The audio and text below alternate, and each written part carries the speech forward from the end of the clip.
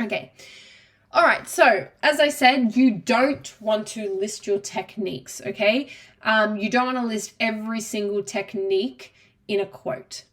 Sometimes every single technique in a quote won't be beneficial. It won't actually do anything for your writing or for that individual argument. Some techniques will be stronger for some arguments than others. That's why in your notes table, you want to have different techniques all throughout.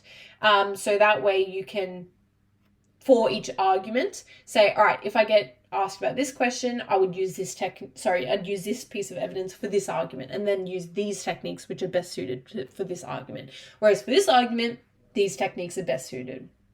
Okay, other things that you do want to do, you want to select the most relevant technique and effect to your argument and or the most oppressive one, as I said. So for synecdoche, consider how it contributes to the tone. Okay. However, if they contribute to the same effect, talk about both. This is what I was talking about before, right? Try to make your techniques come together like a working gears to create audience effect, just like how there are multiple parts of a car that allow a car to move. You want to use different techniques to point to different effects that occur in the same quote, okay? And be really conscious of how you can argue different techniques, as I said, to align with different arguments. Okay, so what does that actually mean?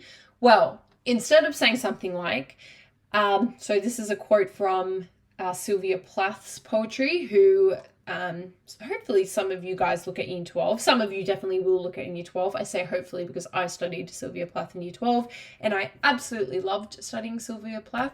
So hopefully you guys get to as well. Maybe you won't though. But nonetheless, this is a piece of evidence from one of her poems. So, a sort of walking miracle, my skin bright as a Nazi lampshade.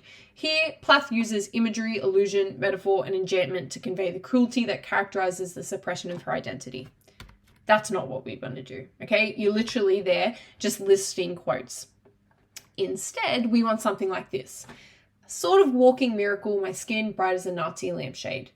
The lineated my skin evokes a synecdochal disembodiment from her own identity, heightening her audience's understanding of the objectification and depersonalization of a woman's identity.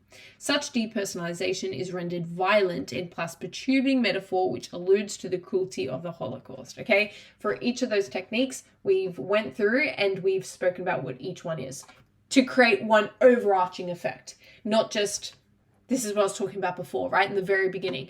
Through the use of these techniques, this is done. We don't want that. See how this is more sophisticated? This is what you want to work toward. Okay, you don't want to just simply state an effect on the audience without actually explaining what it is. You do, however, want to explain the audience effect and explain how techniques create a certain audience effect. So take the step to concisely explain the technique before giving the effect and do not list. Separate the effect into a new sentence. Consider the audience impact directly. So you want to say things like, this disorients the audience. This frustrates the audience. This positions the audience to want to do this. That kind of language I'm really hoping for when I'm reading your work. And remember, you are the audience. What emotional reaction does the text cause you? How does it make you feel and think about the world?